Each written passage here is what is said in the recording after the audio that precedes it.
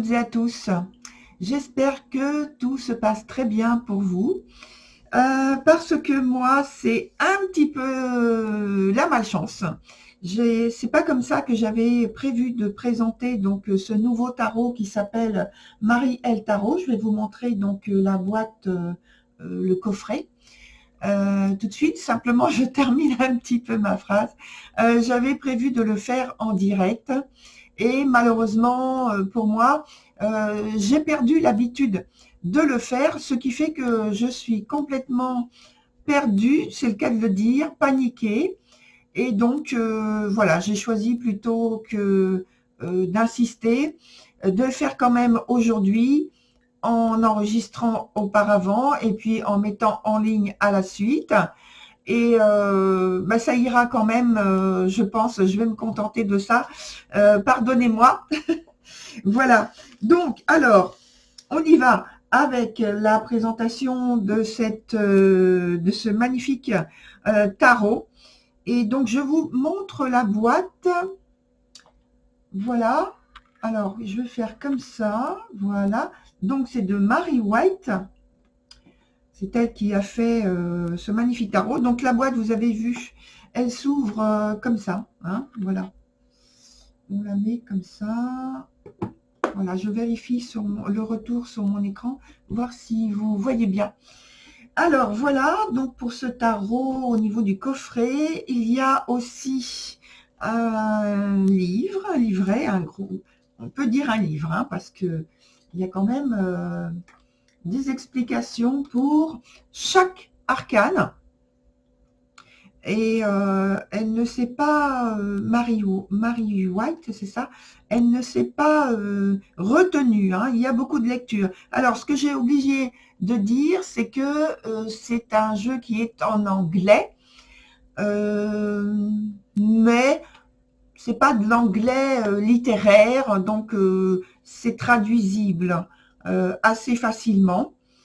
Et puis, pourquoi j'ai acquis donc ce jeu? Parce que en allant me promener sur Amazon, comme j'aime bien faire de temps en temps, soit sur Amazon ou sur d'autres vidéos de personnes qui s'intéressent au tarot, bien sûr.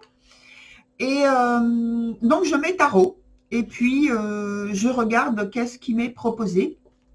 Et donc, quand je suis tombée sur celui-ci, j'ai d'abord vu évidemment la boîte et la boîte m'a beaucoup plu et donc j'ai approfondi, je suis allée voir plus loin, je suis allée voir aussi sur d'autres vidéos, d'autres personnes et j'en suis revenue à celui-ci parce que pour tout vous expliquer avec plus de détails, c'est que cette personne qui est en photo ici, je vous la montre. Alors, voilà. J'espère, voilà, vous la voyez bien, j'espère. Donc, cette personne a réalisé ce jeu à peinture à l'huile, donc à la main. Je crois bien qu'il est précisé à la fin qu'elle elle a commencé en 1997, à peu près. Vous voyez environ ce jeu. Et elle a terminé, alors,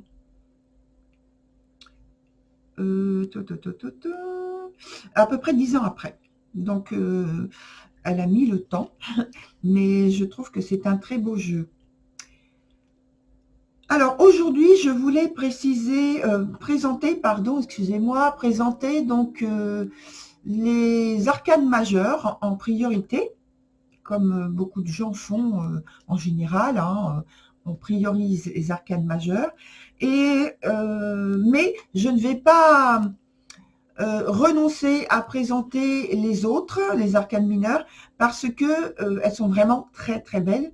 Vous allez voir, je vais vous en montrer quelques petits exemples pour peut-être vous donner un avant-goût de la deuxième présentation, la deuxième partie. Et puis, on va commencer, donc, pour ne pas faire trop long sur cette vidéo. Alors, je vous ai présenté le coffret, le livret. Donc, on va commencer avec les cartes. La première carte, c'est la carte du fou. Voilà, donc j'ai tous mes mon petit tas de cartes qui est ici. Alors, la carte du fou, je vous la montre d'abord. Voilà, il faut exactement que je fasse ça et que on ait le point. Voilà.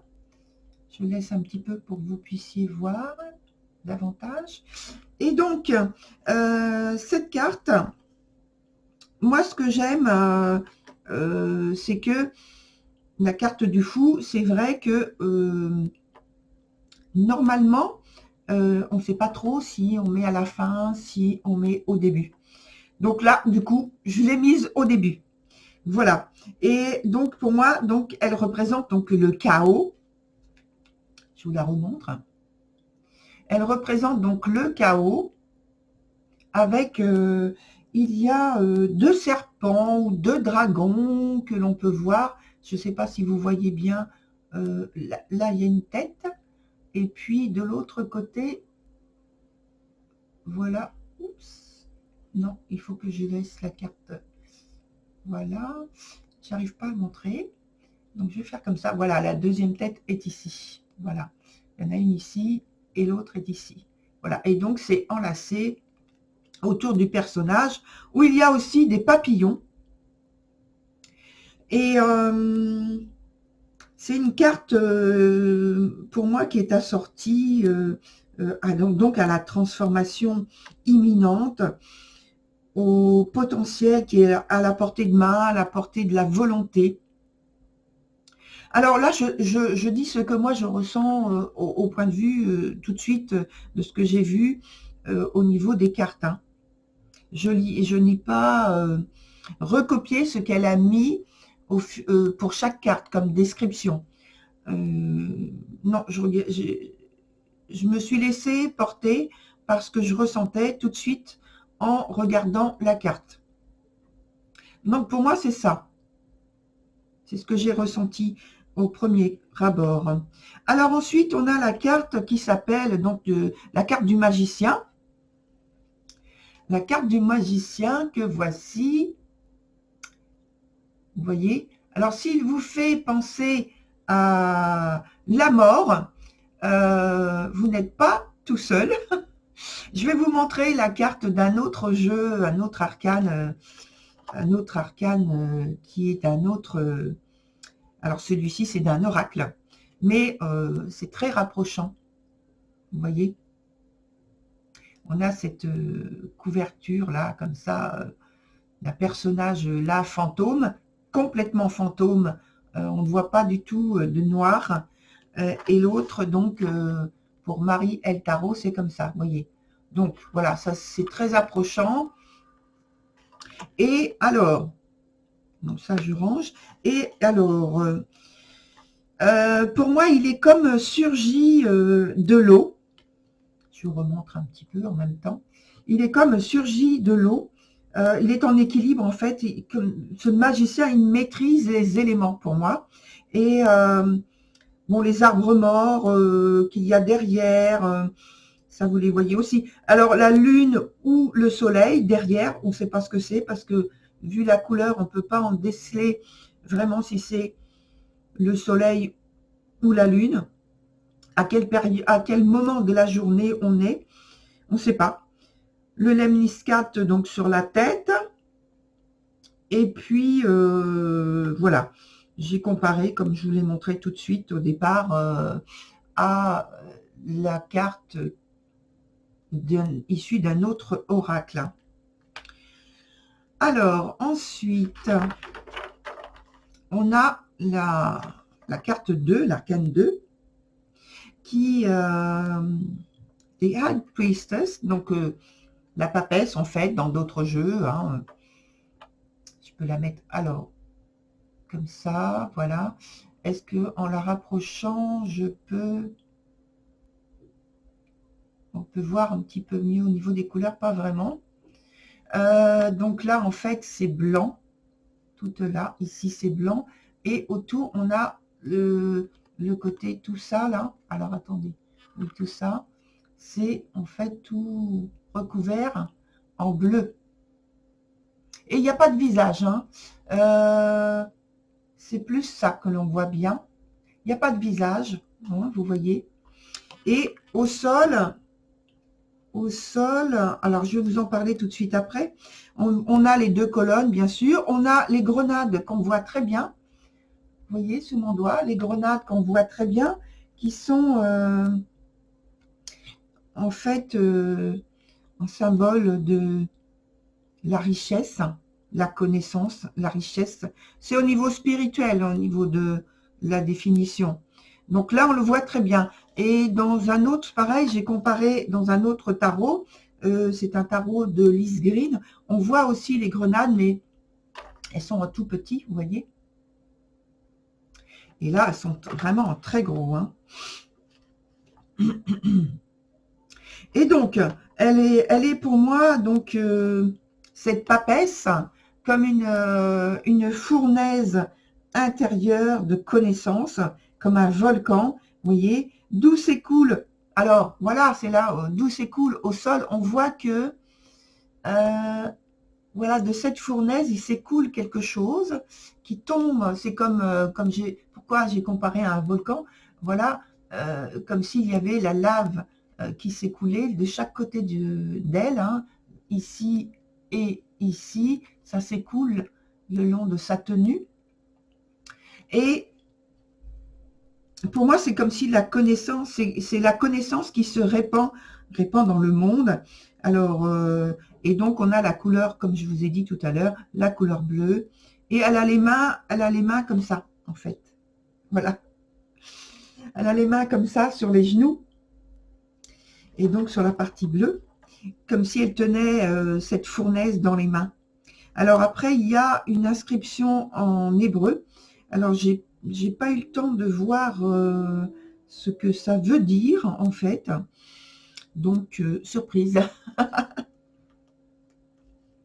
Ah, et voilà, je viens de remarquer que j'avais sorti dans le jeu de Lise Green, juste pour comparer, en fait, l'idée du magicien, vous voyez, traditionnel. Le magicien traditionnel dans les tarots, il est plus comme ça. Donc là, on est vraiment dans autre chose. Hein. On est vraiment dans un autre univers. Hein. Je vous la remonte, mais voilà, on est vraiment ailleurs. Hein. Allez, on y va sur l'arcane d'après, qui est l'impératrice. L'impératrice qui, vous savez, qui parle de créativité, de gestion, de maternité, voilà, des choses. Et là, elle a un bébé dans le dos. Alors, on ne peut pas l'ignorer. Elle a un bébé dans le dos, là où il y a mon doigt, vous voyez. Et puis, il y a toute la partie où il y a les fruits ici, au niveau du bassin, au niveau de la création, au niveau de la gestation aussi, qui est très... Il y a de l'abondance, ça nous parle d'abondance. Voilà. Ensuite, hop, l'empereur. Il est beau l'empereur, j'adore. Bah, j'adore les autres aussi, hein, mais voilà. Alors, est-ce que vous voyez bien? Voilà, c'est mieux. Voilà, voilà cet empereur. Hein.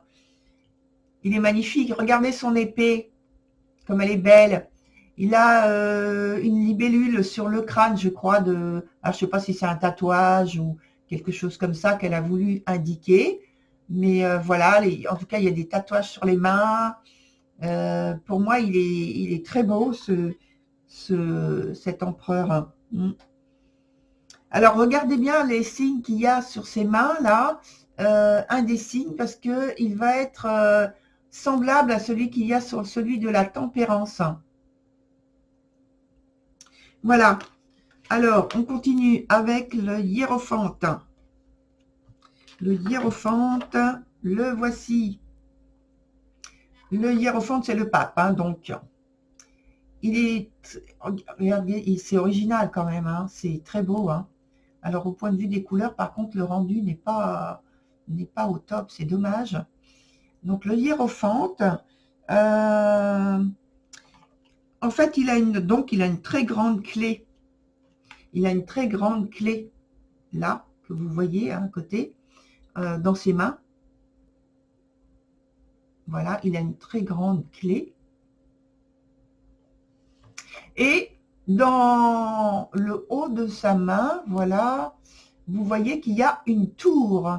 Et cette tour, c'est là, on va dire, imagé, bien sûr, imaginez la tour de Babel, qu'il y a donc, qui représente la Genèse, enfin, qui est dans la Genèse, dans la Bible, et qui donc est une représente. Ah oui, j'ai comparé aussi. Ah oui, c'était pour vous montrer la tour en question, à quoi elle ressemble, parce que j'ai trouvé le même type de dessin en fait sur un autre oracle que j'ai. Et donc, alors, donc c'est l'oracle des anges, juste pour vous indiquer comme ça. Mais c'est un ancien jeu que j'ai. Et donc, regardez la tour, hein, la façon dont elle est faite, c'est le même type de tour qui a été réalisé dans ce jeu de Mary White. Alors, non seulement ce pape, je trouve très sympa par rapport à sa richesse, je dirais, sa richesse, la richesse qui se dégage de lui, une richesse intérieure de connaissances. Hein. Et donc, on a aussi, vous voyez, la partie qui est là, qui représente en fait l'énergie que l'on voit le long de la colonne vertébrale en général avec les deux serpents là.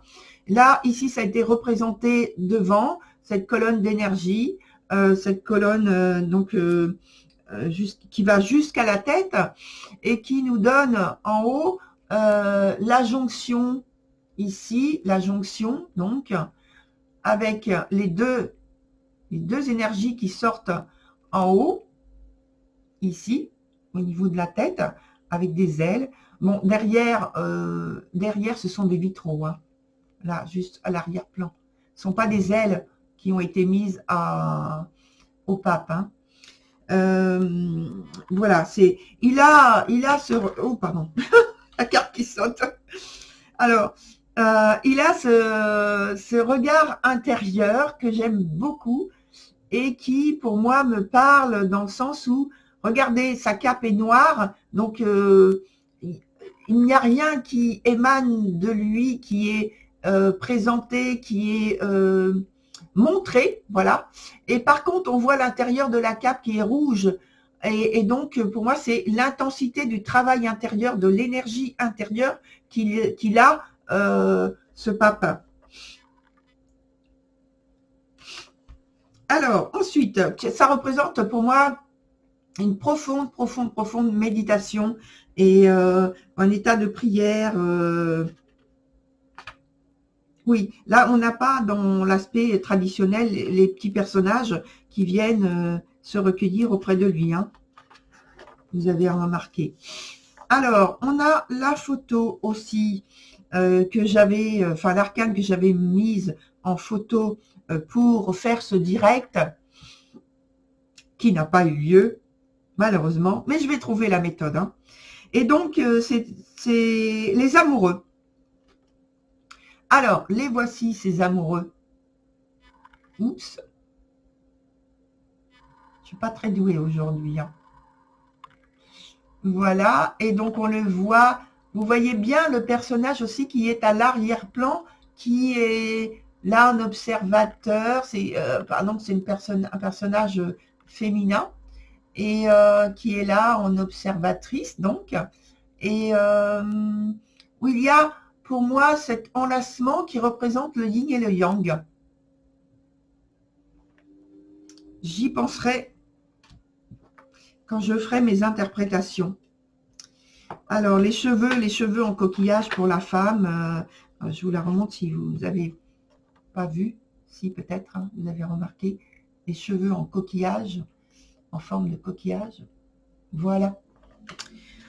Ensuite, on a le chariot. Alors, le chariot aussi, mais toutes les cartes hein, sont comme ça.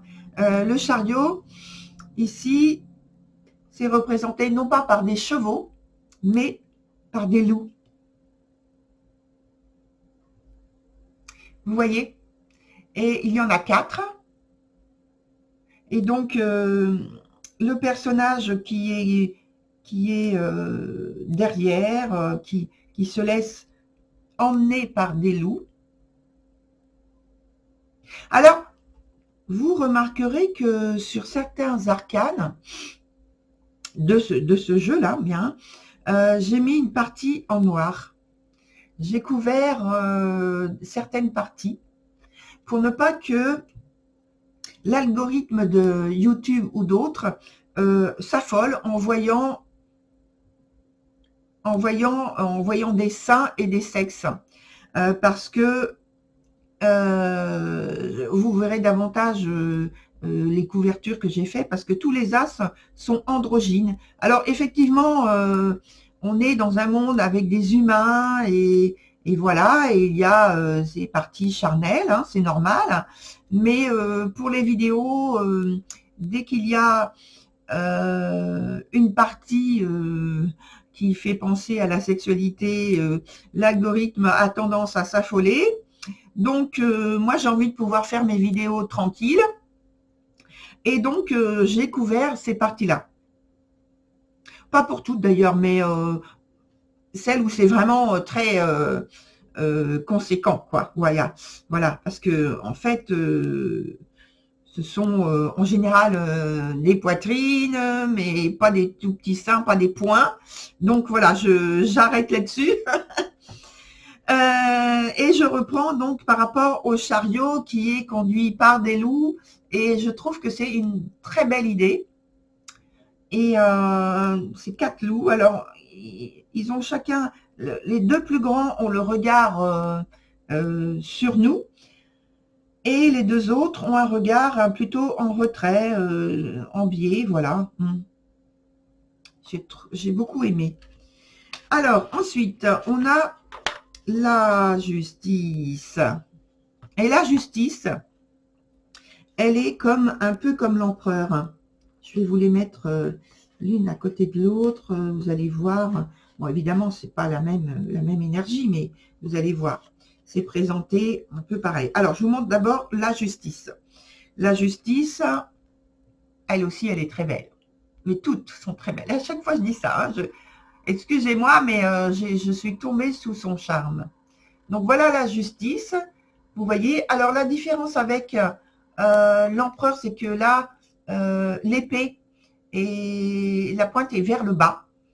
Et tandis que l'empereur, la pointe est vers le haut. Je vais vous le remontrer tout à l'heure. Qu'est-ce que j'ai noté aussi? C'est pour moi, en fait, c'est pour le fait de l'épée vers le bas, c'est pour montrer, ça désigne plutôt, vous savez, la sagesse, la justesse des décisions. Elle n'est pas prête à attaquer. Tandis que l'empereur, rappelez-vous, il a la pointe de l'épée vers le haut. Vous voyez? Lui, il est beaucoup plus, non pas qu'il n'ait pas de sagesse, mais voilà, c'est un empereur, il est là pour diriger un empire, et la justice, elle est là pour faire la balance, j'ai envie de dire la balance, vous voyez, pour dire c'est bien, en gros, c'est bien, c'est pas bien, voilà, c'est juste, c'est pas juste, c'est sage ou c'est pas sage.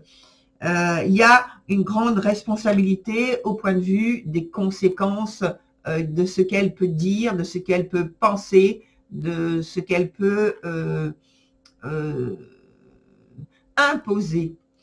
Et voilà. Et donc l'empereur, évidemment aussi, mais c'est pas du tout du même type, c'est pas le même monde, c'est pas la même gestion du monde. Et voilà.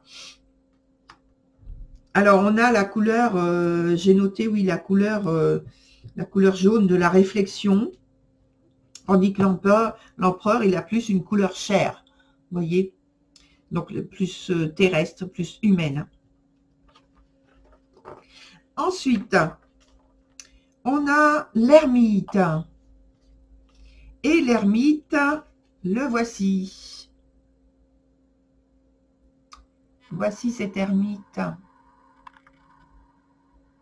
Alors, il est transporté, moi, il est transporté, vous voyez tout bleu, hein, on est dans les vagues en plus, hein.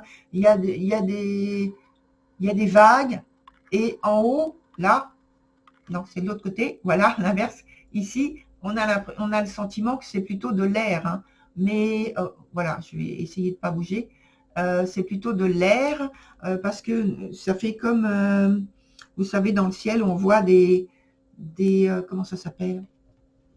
Je me souviens plus. Des étoiles filantes, voilà. Voilà, des étoiles filantes. Bon, il peut y avoir des choses dans l'eau qui fusent comme ça, parce que je suis pas une spécialiste des abysses non plus. Alors voilà, mais bon, alors cet ermite, avec cet aspect air que moi j'ai interprété comme ça, c'est pour la pensée, pour la réflexion, et puis il dégage pour moi une forte idée de sagesse dans le choix donc de la représentation. Je trouve que c'est très bien. Ça change de l'ordinaire, vous voyez, et sagesse, spiritualité aussi par la couleur. Et c'est comme s'il était transporté par les vagues. Et sa lumière ne s'éteint pas. Vous voyez? Sa lumière ne s'éteint pas, malgré qu'il soit dans l'eau et qu'il y ait de l'air peut-être aussi. Sa lumière ne s'éteint pas. Son esprit reste toujours allumé, branché, illuminé. Voilà. Alors maintenant, on passe à la roue de la fortune. Alors, vous voyez, donc, il y a des parties noires. Je vous préviens juste avant. Je vous ai expliqué pourquoi. Mais bon, ça n'empêche pas la beauté de la carte, hein. Voilà, donc je vous la montre. La roue de la fortune. Elle est aveugle. Elle est montrée donc aveugle avec un bandeau blanc, comme si on parlait de l'amour. On dit souvent l'amour est aveugle. Alors peut-être que c'est un petit clin d'œil par rapport à ça. Oui, pourquoi pas. Alors au loin, elle est dans une barque, vous voyez, et au niveau du bassin, on voit le gouvernail qui est donc avec je ne sais pas si c'est un nénuphar peut-être, en tout cas une fleur. Et elle est dans une barque et sur un des côtés, on voit donc qu'elle rejoint, j'ai l'impression, une plus grande embarcation et elle s'en va. Ou elle arrive, on ne sait pas, on ne sait pas. Elle s'en va ou elle arrive, on ne sait pas. Je pense que je vais l'interpréter suivant les arcanes qui sont à côté, autour, suivant la position sur quel point elle est, je vais tenir compte de ça, vraiment. Parce que là, j'ai l'impression que, voilà, moi, au départ, j'ai dit oui, elle s'en va. Mais finalement, on ne sait pas. Peut-être qu'elle arrive. Voilà. En tout cas, elle représente bien la création, je trouve. Voilà. Ensuite, on a la force. Alors, je ne sais pas si déjà vous avez remarqué, il y a beaucoup d'animaux, mais peut-être que vous verrez mieux quand je vous montrerai la deuxième partie des arcanes mineurs. Mais bon, il y a déjà beaucoup d'animaux et je peux vous le dire déjà, ce sont en général des félins. Et là, ici, donc évidemment, c'est la force. Donc, on a le lion, ça a été conservé. Mais je vous le dis pour la suite. Donc, vous voyez le lion avec les mains. Alors, j'ai l'impression que là, on voit les deux genoux qui entourent la tête du lion pour préciser qu'il n'y a pas de crainte à avoir, comme le tarot traditionnel où le personnage donc écarte la gueule du lion en n'ayant pas peur. Là, les mains, en fait, elles sont jointes. Vous voyez, elles sont jointes avec, je ne sais pas si c'est un chapelet, enfin ce qu'on peut appeler un chapelet ou un très grand collier. Un chapelet si on a envie, on n'est pas obligé d'y voir un chapelet. En tout cas, c'est un bijou, un collier avec des perles blanches. Mais j'ai l'impression que c'est bien un chapelet, hein, parce que, en tout cas, ça se ressemble beaucoup. On va pas donner d'indication spirituelle spéciale, particulière, vous voyez. Bon, on laisse comme ça, chacun fait comme il veut. C'est un bijou, point. D'ailleurs, il y a la bague aussi, donc voilà. Hein. On va en rester là. Alors, le pendu. Oh, le pendu. Regardez ce pendu. Ce pendu, pour moi, il est au fond de l'eau et il est dans un univers marin. Et alors, je ne sais pas ce qui est cultivé à côté de lui, mais voilà, dans cet univers marin, lui est attaché, retenu par des racines, non pas attaché par une corde à un arbre, dans la façon traditionnelle. Là, en fait, ce sont des racines qui entourent ses jambes et qui le tiennent en haut à d'autres racines, où il y a donc ces cultures-là de choses, je ne sais pas ce que c'est, hein, je ne connais pas, des choses marines pour moi. Et en tout cas, il est maintenu très, très, très fermement au niveau des jambes. Hein. Ensuite, on a, alors je l'adore lui, c'est la mort. Alors, on peut adorer la mort, mais voilà, regardez comme il est beau. Et en fait, pour moi, c'est évidemment, je trouve qu'elle a bien représenté que c'était un passage et non pas une fin, parce que elle a représenté des bourgeons qui sont en train de renaître ici, donc là, de ce côté-là. Vous voyez, là, des bourgeons.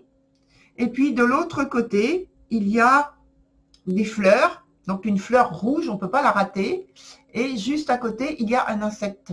Alors, j'ai l'impression que c'est une sauterelle, je ne suis pas certaine, voilà. Et pour moi, ce personnage, en plus, il est sans âge. Voilà. Et je le trouve très, très beau. Ensuite, pour moi, il parle plus, non pas de mort, il parle plus d'un passage et d'une renaissance. Alors, je disais tout à l'heure qu'il y avait pas mal de félins.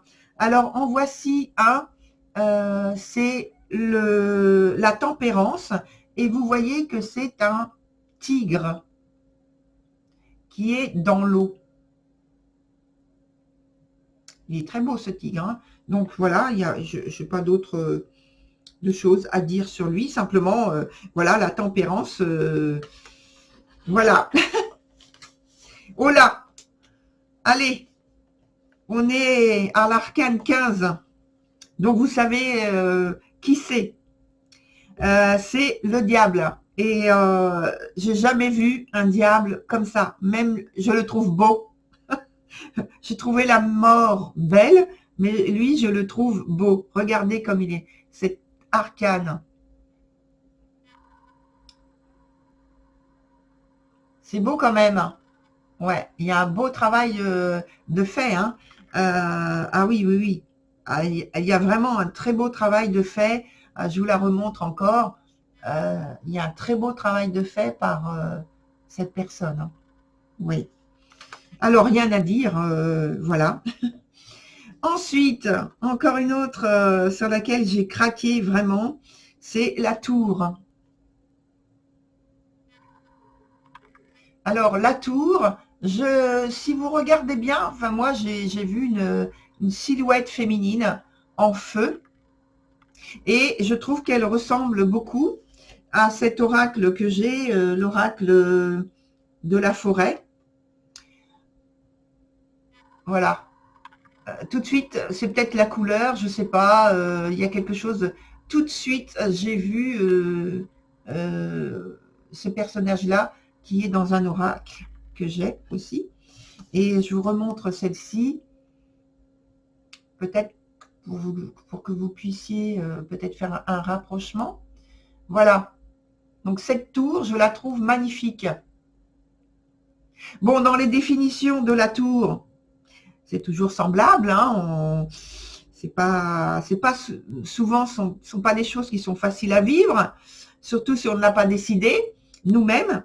Mais voilà, je la trouve très belle quand même.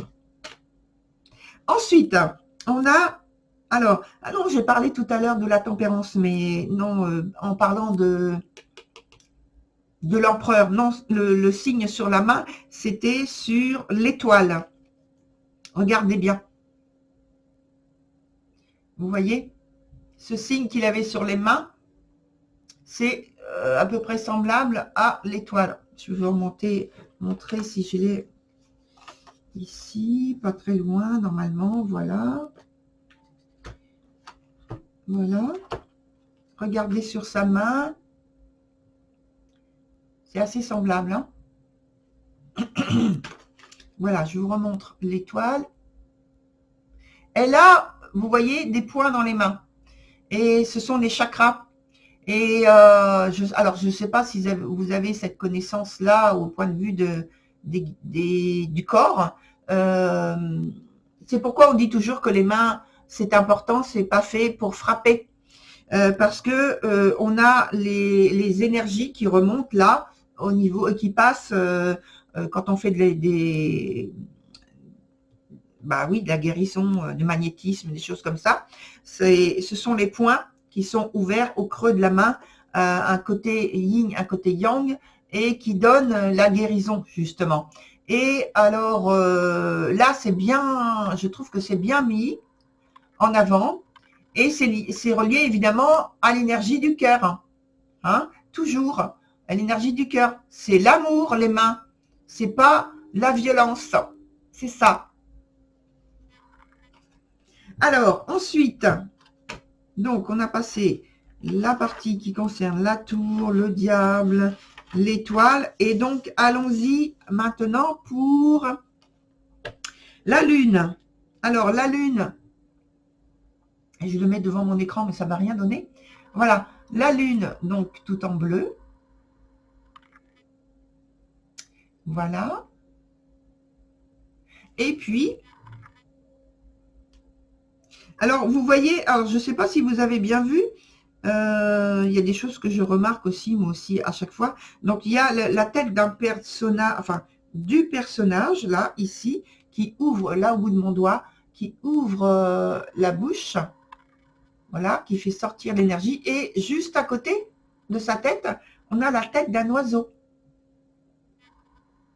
Voilà, là, vous voyez bien, tout en bleu, avec un grand bec. Alors, en général, les oiseaux, c'est vrai qu'il y a beaucoup d'oiseaux dans son jeu, dans son tarot. Ce sont des oiseaux de proie, donc avec des très grands becs, voilà, des très grandes ailes, vous allez voir. Alors, ensuite, on a, vous allez surtout voir dans le jugement, voilà, on a le soleil. Alors, voilà, très lumineux.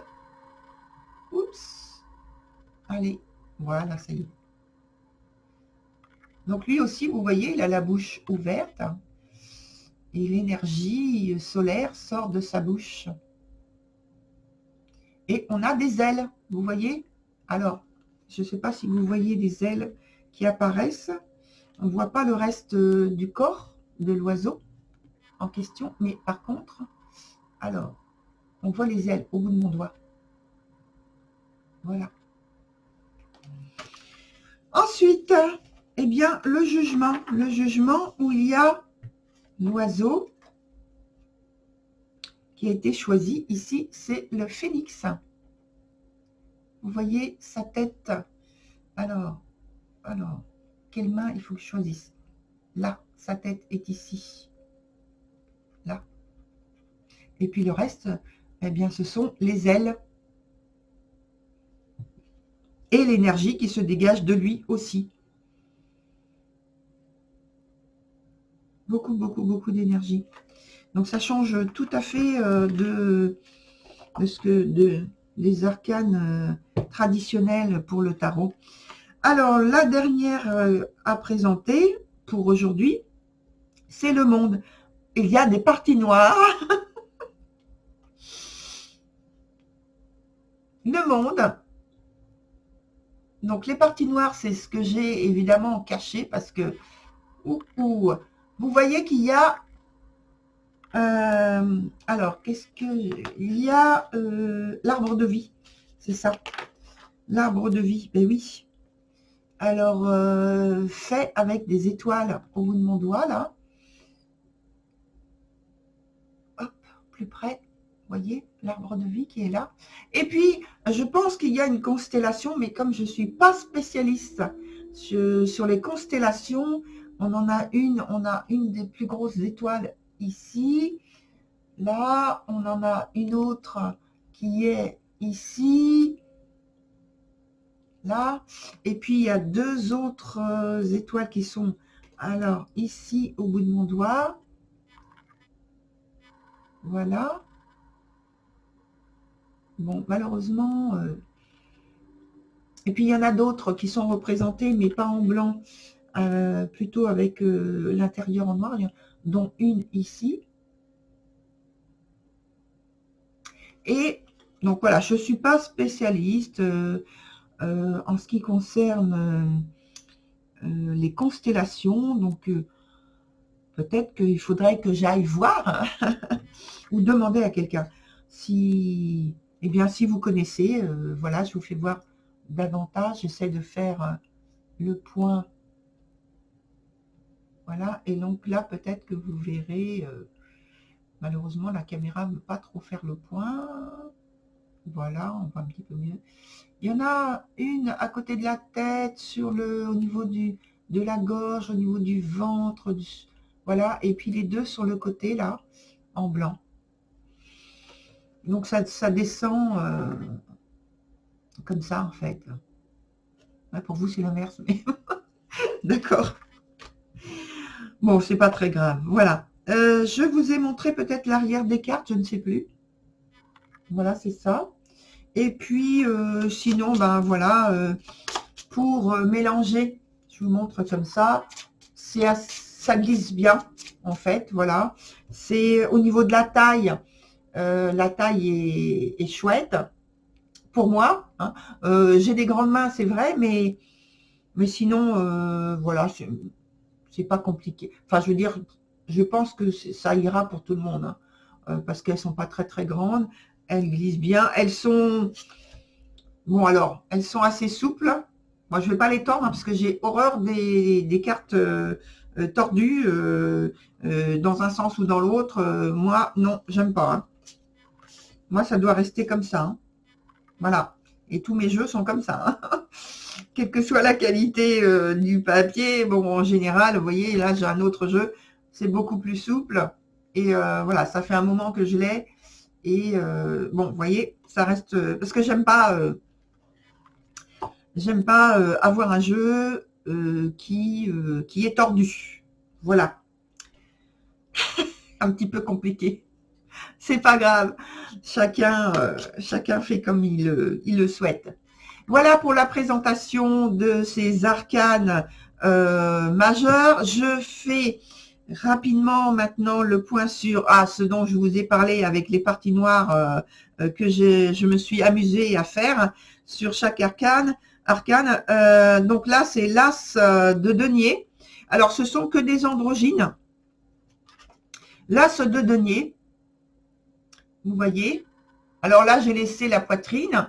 Bon, j'ai caché le reste parce que, voilà, c'est pas... elle fait pas les choses à moitié, hein, on va dire. C'est... Voilà. Sans commentaire. Ici, non plus. Alors là, c'est l'as de bâton. Alors là, voilà, vous voyez, il y a beaucoup de parties noires aussi. Mais sinon, la carte en elle-même, elle est magnifique, hein, j'adore. Hein. Alors, celle-ci, c'est l'as de coupe. Très beau. Ils ont tous ces as, la partie du ventre qui est colorée dans ce qu'ils représentent comme élément, bien sûr. Hein, vous voyez, celle-ci, c'est vert. Celle-ci, c'est orange, orange-rouge. Celle-ci, donc, on vient de voir, c'est bleu. Et celle qui représente plutôt l'aspect terre, donc on a l'as d'épée. Enfin, la pensée, pardon. Voilà, mais c'est parce qu'il y a la couleur terre. Vous voyez, donc là, c'est un oiseau de proie. Pareil. Bon, il est attaché, cet oiseau de proie. Bon, celui-ci, cet as-là, il est attaché. Alors après, les mains, oui, j'ai oublié de dire, bon, peut-être que vous l'avez vu, les mains de cet as d'épée, donc ce sont les serres de l'oiseau. Pour les autres, c'est pas un oiseau, donc il y a des mains normales. Je regardais tout simplement là, si c'était, parce que là on voit que c'est une tête de vache. Je regardais si c'était plutôt des sabots, mais on ne voit pas les mains. Voilà. Voilà pour cette présentation, première partie.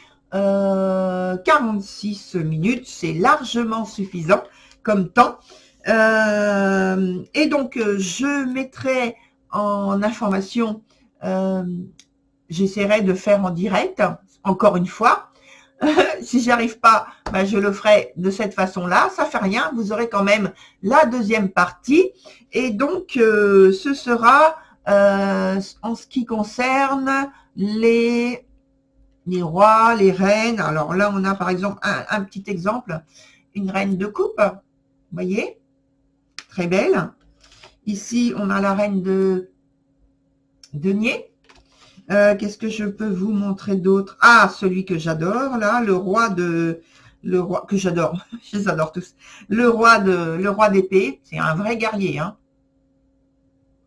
Voilà, et sinon, rapidement, qu'est-ce que je peux vous montrer qui est ici? Oh, celui-là, c'est le page de denier. Voilà. Quoi d'autre? Vous voyez, les animaux. Alors, le 10 d'épée. Et puis, un dernier que je peux vous montrer, le 4 de coupe. Allez. Le 4 de coupe. Là. Voilà. Allez, la prochaine fois, vous aurez tout. Toute la partie des arcanes mineures. Voilà, je vous remercie d'avoir regardé donc cette vidéo jusqu'ici, si vous êtes arrivé donc jusqu'ici. Et puis, si vous êtes arrêté avant, c'est pas grave non plus. Vous avez regardé une partie, c'est déjà bien. Et puis, ça veut dire que ça vous intéresse. Et puis, je vous retrouve pour la deuxième présentation, donc une prochaine fois, en ayant averti. Et puis, j'espère que ça fonctionnera. À très bientôt. Au revoir à tous et toutes.